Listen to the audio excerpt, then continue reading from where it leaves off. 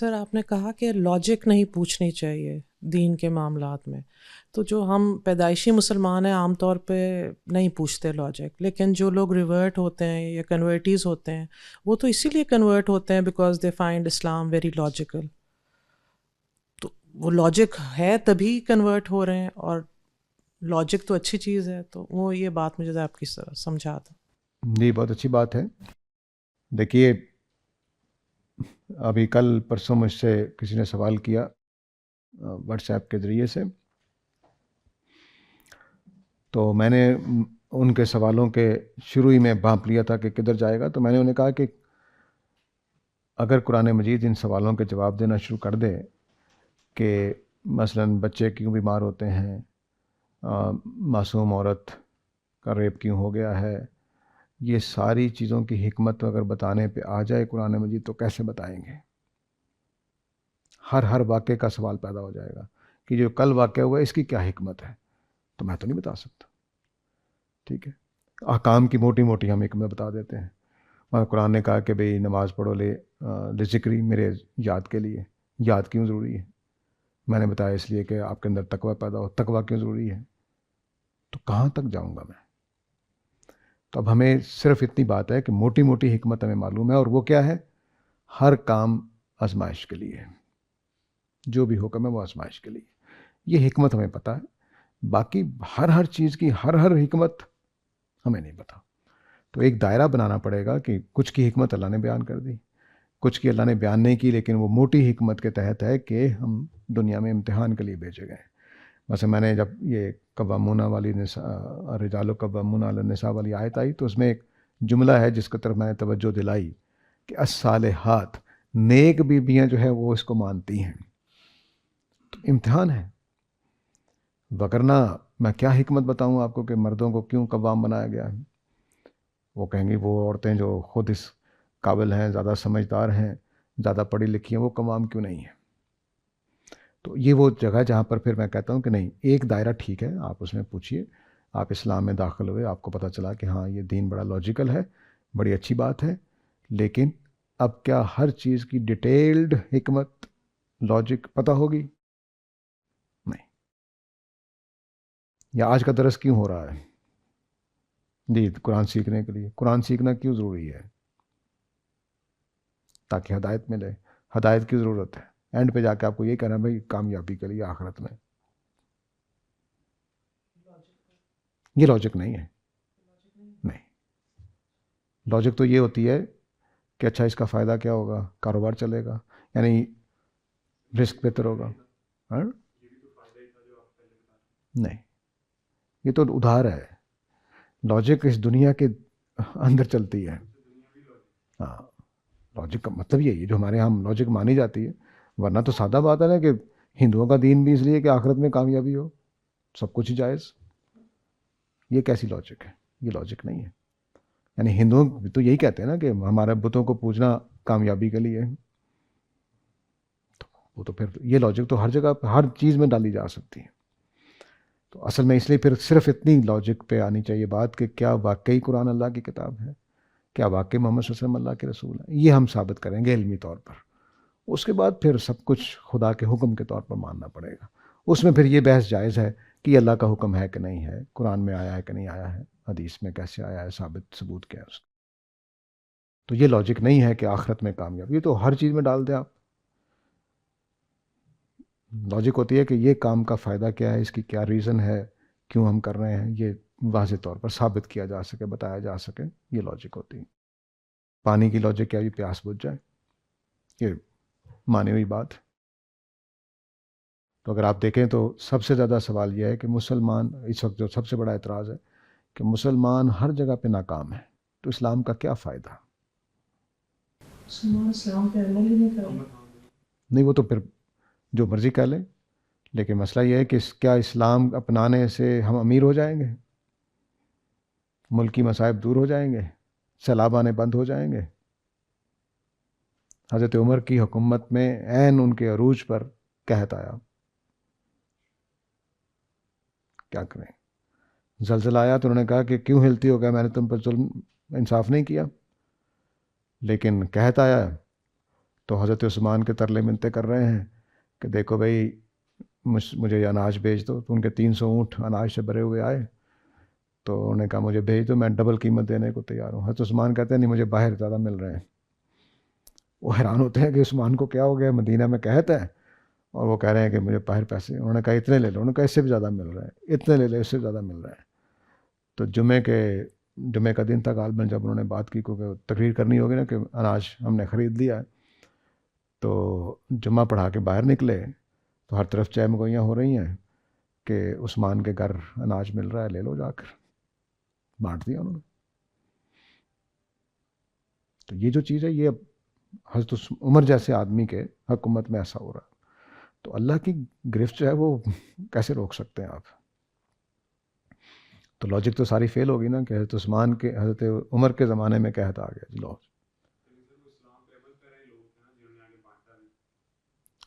تب بھی قحط آیا نا. نہیں ابھی بھی, اب ہمارا 2005 میں جو زلزلہ آیا تھا پوری قوم اٹھ گئی تھی. میری ہوش میں اتنی بیداری میں نے پہلے نہ بعد میں کبھی نہیں دیکھی.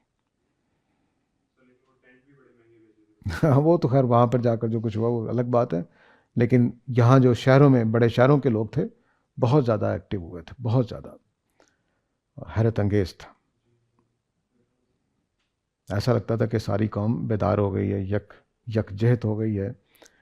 لیکن وہاں پھر جو کچھ ہوا وہ اللہ تعالیٰ معاف کرے. ہاں نہیں, وہاں کئی کارنامے ہوئے ہیں جی, اللہ تعالیٰ معاف کرے. وہ ایک رائٹر ہیں, انہوں نے لکھا کہ وہ باہر تھے, ملک سے باہر تھے زلزلے کے دنوں میں. تو جب واپس آئے تو کہتے ہیں میں اپنے گھر میں گیا تو کمبلوں کا ڈھیر لگا ہوا ہے. تو میں نے کہا یہ کہاں سے آ گئے ہیں اتنے قیمتی کمبل؟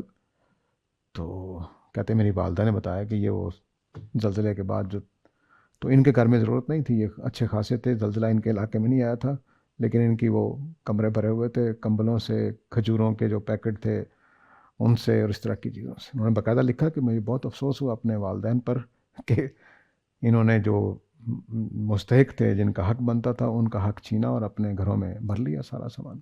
سر اسی لاجک والے موضوع پہ, جب آپ یہ کہتے ہیں کہ لاجک اس طرح جاننا لازم نہیں ہے, تو بہت سے ہم دیکھتے ہیں کہ ہمارے ارد گرد مسلمان بھی اور غیر مسلمان بھی وہ بہت سی چیزوں کو مانتے ہیں, دین مانتے ہیں. تو ہم انہیں لاجیکلی سمجھاتے ہیں کہ یہ اس طرح ہے, اگر یہ چیز دین ہوتی تو پھر یہ ہوتا ہے, یہ وہ. ہم ان کو لاجیکلی سمجھاتے ہیں اور وہ آگے سے بعض اوقات یہی جواب دیتے ہیں کہ دین میں عقل نہیں چلتی, ہم جو مان رہے ہیں وہی دین ہے. تو اس طرح تو پھر ہمیں کسی کو سمجھا ہی نہیں سکتے لاجیکلی, جب وہ آگے سے یہی جواب دے کہ ہم نہیں عقل کو مانتے, بس جو ہمیں حکم ملا ہے ہم تو اس کو آنکھیں بند کر کے مانتے ہیں. ایک یہ, دوسرا یہ کہ کسی پاگل شخص پہ دین کے احکام لاگو نہیں ہوتے خدا کی طرف سے. کیونکہ وہ عقل نہیں رکھتا, وہ سمجھ نہیں سکتا خدا کے حکم کو. ہم پر حکم اسی لیے تو لاگو ہو رہے ہیں کہ ہم پاگل نہیں ہیں, ہم سمجھ سکتے ہیں. تو جب ہم سمجھ سکتے ہیں تو پھر حکمت ہمیں معلوم ہونی چاہیے کہ خدا ہم سے جو منوانا چاہ رہا ہے, کیوں منوانا چاہ رہا ہے, اس کے پیچھے کیا ریزن ہے. دیکھیے پہلی بات یہ ہے کہ لاجک اور عقل کے مطابق ہونا یہ دو ڈیفرنٹ باتیں ہیں. آپ مجھے بتائیے کہ اللہ کو ماننے کی کیا لاجک ہے؟ ٹھیک ہے, اللہ کو ماننے کا کیا ثبوت ہے؟ اللہ کو ماننا کیا عقلی بات ہے؟ یہ دونوں باتیں الگ ہیں, اور اللہ کو ماننا عقلی بات ہے, یہ بالکل الگ بات ہے. کیا ہر وہ بات عقلی ہوتی ہے جو لاجیکل ہو, یا لاجک کے بغیر بھی عقلی بات ہوتی ہے؟ انسان کو جو حکم دیا جا رہا ہے اس کو وہ سمجھ تو آنا چاہیے نا کہ یہ مجھے جو منوایا جا رہا ہے یا جو مجھ سے کام کروایا جا رہا ہے کیوں کروایا جا رہا ہے. جو سمجھ میں آ رہا ہوتا ہے وہ عقلی ہوتا ہے, خواہ اس کی کوئی لاجک معلوم ہو یا نہ ہو. تو ایک تو یہ بات فرق واضح رہنا چاہیے کہ ہر لاجیکل بات عقلی ہوتی ہے. نہیں, ہر لاجیکل بات عقلی نہیں ہوتی. میں آپ کو بتاتا ہوں. لاجیکل بات ہے کہ تمام فلسفی عقل مند ہوتے ہیں. زاہد ایک فلسفی ہے, لہذا زاہد بھی عقل مند ہے. لازمی عقلی بات ہے, یہ لاجیکل تو ہے. ہو سکتا زاہد بھی کفر آدمی ہو, لیکن فلسفی ہے, وہ کیا کریں, اس نے فلسفہ پڑھ لیا ہوا ہے. تو لاجیکل بات ہے لیکن عقلی نہیں ہے. تو عقلی باتیں الگ ہوتی ہیں, لاجیکل باتیں الگ ہوتی ہیں. دین سارے کا سارا عقل پر مبنی ہے. وہ اگر غلطی پر ہوگا تو ہم عقل کی غلطی نکالیں گے, لاجیکل نہیں ہوتا. تو لاجیکل ہونا ایک الگ ڈفرینٹ بات ہے، عقلی ہونا ایک ڈفرینٹ بات ہے. اب عقلی میں بھی دو پہلو ہیں، اس کو سمجھ لینا چاہیے. ایک عقلی کا پہلو ہے ریشنلزم کے تحت. ریشنلزم کے تحت یہ جو ریشنلزم کے تحت عقل ہوتی ہے یہ بدلتی رہتی ہے، ہر زمانے میں بدلتی رہتی ہے. ایک زمانے میں کچھ چیزیں ایسی مانی جاتی تھیں جن کے لیے دلیل کی ضرورت نہیں مانی جاتی تھی. ہمارے عہد میں ساری اڑا دی گئیں، ساری اڑا دی گئیں، ان کو مانے نہیں جاتا. تو اب وہ جو اس زمانے کی لاجک تھی جو ارسطو نے دی تھی اڑ گئی، ختم ہو گئی. اب کیا کریں نئی لاجک پر؟ اس کو سب سے اچھی بات ہمارے زمانے میں ہو رہی ہے، 60-70 سال دیکھیے، قرآن کے سائنس کے مطابق کرنے کی کوشش ہو رہی ہے. سائنس ایک لاجک دیتی ہے، ہم قرآن کو اس کے مطابق کرتے ہیں. وہ 10 سال بعد تبدیل ہوتی ہے تو قرآن دوبارہ تبدیل کرتے ہیں، ترجمے تفسیریں تب بدلتے. تو کیا مطلب ہوا کہ ہم نے لاجک کے مطابق کرتے جا رہے ہیں. عقل ایک الگ چیز ہے. عقل وہ یونیورسل کانسیپٹس ہیں جو کبھی تبدیل نہیں ہوتے. لیکن ہماری یہ جو سائنس کی وجہ سے، کبھی فلسفے کی وجہ سے، کبھی دین کی وجہ سے لاجک ہماری تبدیل ہوتی رہتی ہے، ریشنل تبدیل ہوتی رہتی ہے. وہ تو کوئی چیز ہی نہیں ہے، وہ ہر زمانے میں بدل کے مصیبت بن جاتی ہے. تو صرف قرآن کے ترجمے پچھلے 70 سال میں اٹھا کر دیکھ لیں چند آیتوں میں. ابھی آپ دیکھیے کہ ہم بڑے زور لگا رہے ہیں کہ قرآن مجید نے بگ بینگ کو مانا ہے کہ زمین و آسمان جڑے ہوئے تھے، ہم نے الگ الگ کر دیے. اب بگ بینگ کی تھیوری خطرے میں آ گئی ہے، تو کیا کریں گے؟ آپ کی لاجک ساری ختم ہو جائے گی. آپ نے اس آیت کو، قرآن مجید کی اس آیت کو بیان کر کے منوایا تھا، دیکھو جی سائنس کے مطابق ہے. اب کیا کریں گے؟ واپس لیں گے نا.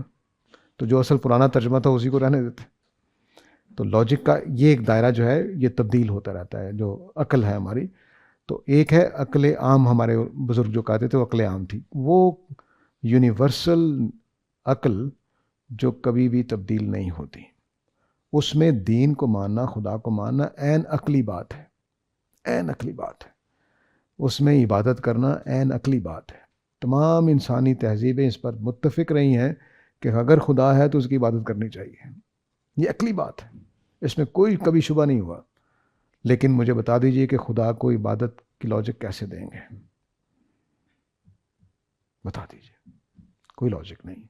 تو اس لیے ایک تو یہ بات ہے کہ بس سائنس کی ساری باتیں عقلی ہیں، لاجیکل ہے نہیں. کوانٹم فزکس سمجھائی کیوں نہیں جا رہی، سمجھ کیوں نہیں آ رہی؟ اس لیے کہ لاجیکل نہیں ہے. آپ نے ایک پلیٹ پھینکی، یہ پلیٹ کی طرح بھی کام کرتی ہے اور یہ پورے پانی کے گلاس کی طرح، موج کی طرح بھی کام کرتی ہے. مان لیں گے؟ آپ اس کو دیکھیں تو یہ پلیٹ کی طرح کام کرتی ہے کہ آپ کو ہٹ کیا، آپ نے سامنے جا کے لگی، ایک ہی نشان لگا ہے. اگر آپ اس کو نہیں دیکھ رہے تو یہ پوری پانی کی موج کی طرح پوری دیوار پر نشان ڈال رہی ہے. مان لیں گے؟ یہ کس لاجک پہ پوری اتر رہی ہے؟ نہیں، ہم کر ہی نہیں سکتے. تو ہم انسانوں کو اپنی یونیورسل عقل کو استعمال کرنا ہے. یونیورسل عقل میں فطرت شامل ہوتی ہے. مثلا مجھے اپنی ماں سے پیار ہے، کیا لاجک دوں اس کی؟ بتا دیجیے. نہ اس میں سیکس انوالو ہے، نہ اس میں شکل و صورت انوالو ہے، نہ اس میں صرف ایک عجیب و غریب قسم کا تعلق ہے جس کی وجہ سے میں اپنی ماں کو عزت دیتا ہوں، احترام دیتا ہوں. کوئی ان کا نام بگاڑے تو منہ توڑ دوں گا اس کا، کرتا ہوں. یہ کیوں ہوا ہے؟ اس کی کیا لاجک ہے؟ یہ جذبات، جی یہ تو جذبات ایک حقیقت ہے. جذبات بھی ایک حقیقت ہے جو کسی لاجک پہ پورے نہیں اترتے ہیں. تو یہ سارا، میں مکمل انسان ہوں، صرف لاجک نہیں میرے پاس. تو مکمل انسان کی حیثیت سے میری عقل، میری فطرت، میرے جذبات، میرے ایموشنز، میرے اندر کا فریم آف مائنڈ جو میں پیدائشی طور پر لے کر پیدا ہوں، سب کچھ مجھے کہتا ہے کہ ہاں یہ ٹھیک ہے. سب کچھ مجھے کہتا ہے کہ یہ ٹھیک ہے، یہ غلط ہے. یہ جو ٹھیک اور غلط کا فیصلہ ہے یہ لاجک کی بنیاد پر نہیں ہوتا. صرف لاجک ایک چھوٹی سی چیز ہے. سر اسی کے ذیل میں میرا ایک سوال ہے کہ جو لاجیشینز ہوتے ہیں وہ تو یہ کہتے ہیں کہ جو منطق ہے وہ بنائی ہم نے عقلی اصولوں کے اوپر ہے. یعنی منطق کوئی ایسی چیز نہیں ہے کہ یعنی جس کو آپ مطلب عقل سے علیحدہ کر سکیں، بلکہ اس کے اندر وہی اصول کار فرما ہے جن کا آپ نے ذکر کیا کہ جو عام عقلی اصول ہیں. تو اس چیز کو آپ کیسے دیکھتے ہیں؟ اصل میں ہوا یہ کہ افلاطون کے بعد ڈیڈکٹیو اور انڈکٹیو لاجک، پھر اب ابڈکشن آ گئی، ایک اور لاجکس آ گئیں. لگتا ہے کہ سب کچھ یہی ہے. لیکن لاجک ہزاروں چیزیں ہیں لاجک کے اندر، جس کو میں عقل کہہ رہا ہوں، عقل عام یا یونیورسل جو ہمارے وزڈم ہے، یونیورسل وزڈم جو ہے وہ اس کے اندر ہزاروں لاجکس ہیں. مثلاً یہ گلاس سیدھا پڑا ہوا ہے، اس میں پانی ڈالا جا سکتا ہے، یہ ایک لاجک ہے. کیسے ڈیولپ ہوئی ہے مجھے نہیں پتا. الٹا گلاس پڑا ہو تو اس میں پانی نہیں رکھا جا سکتا. ٹھیک ہے. جزو کل سے چھوٹا ہوتا ہے. ماں اور بیٹے کے درمیان کیا تعلق ہے، باپ اور بیٹے کے درمیان کیا تعلق ہے، صلبی تعلق کہہ دیا یا رحمی تعلق کہہ دیا، یہ ساری لاجکس ہیں. کوئی اصل ہے، کوئی فرع ہے، کوئی ڈسٹنس، نمبرز، یہ سب لاجکس ہیں. میں آپ سے کہوں کہ ہمارے والد صاحب ایک مذاق کیا کرتے تھے، ان سے پوچھنا وہ چیز کہاں ہے جی، وہ ابھی باہر جا رہی تھی. آپ نے پوچھا جی چینک کہاں پہ ہے، وہ میں دیکھا تھا سڑک پہ چلی آ رہی تھی. تو ہم ہنس پڑتے جیسے یہ ہنس رہے ہیں. کیوں ہنس پڑتے تھے؟ کہ وہ چیز چل کے نہیں جا سکتی. تو ہم اینیمیٹڈ چیزوں میں اور ان اینیمیٹڈ چیزوں میں فرق کرتے تھے. لاجک کے خلاف ہے جو ہماری بنی ہوئی ہے اندر، عقل کے خلاف ہے. تو رپورٹ کر رہے ہیں نا، کیا کریں آپ؟ ہوا لے کر چلی گئی کاغذ کو، چلی گئی. ہاں تو بس ہمیں سمجھ آ رہا ہے کہ نہیں آ رہا، مان رہے ہیں کہ یہ ہو رہا ہے، کیا کریں؟ تو یہ چلے گا. تو ہماری فطرت والی عقل کام کرتی ہے، وہ فیصلے کرتی ہے. میں نے یہاں جو قرآن کے خدا کے عنوان سے لیکچر دیا اس میں یہ بتایا ہے کہ تمام کا تمام علم، یہ جو کچھ لکھا ہوا ہے فزکس میں، بایولوجی میں، کیمسٹری میں، وہ انسانوں کا فیصلہ ہے کہ یہ علم ہے. اوکے، وہی تھوڑی آتی ہے. انسان اس کو قرار دے رہے ہیں کہ یہ ٹھیک ہے، یہ غلط ہے، اگلے دن تبدیل کر دیتے ہیں. تو یہ پروسیس چلتا رہے گا. اس لیے ہمیں اب کام کیا کرنا ہے؟ لاجیکلی یا ایویڈنسز کے طریقے پر ہمیں ثابت کرنا ہے کہ یہ کلام اللہ کا ہے، بس. اس کے بعد ہمیں ماننا ہے. جیسے ہم ڈاکٹر کی بات مانتے ہیں کہ تسلی کر لیتے ہیں کہ اچھا ڈاکٹر ہے، وہ کہتے تمہیں ملیریا ہو گیا تو مان لیتے ہیں، وہ کہتا ہے تمہیں زکام ہو گیا مان لیتے ہیں. اس میں کبھی لاجک نہیں پوچھتے. وہ دوا دے دیتا ہے، کھا لیتے ہیں. پوچھتے ہیں لاجک؟ تو جو عمل ہمارا دنیا کی زندگی کے بارے میں، وہی عمل میں یہاں مانگ رہا ہوں کہ آپ پہلا کام کریں کہ تسلی کر لیں کہ یہ واقعی اللہ کا دین ہے، بس کافی ہے.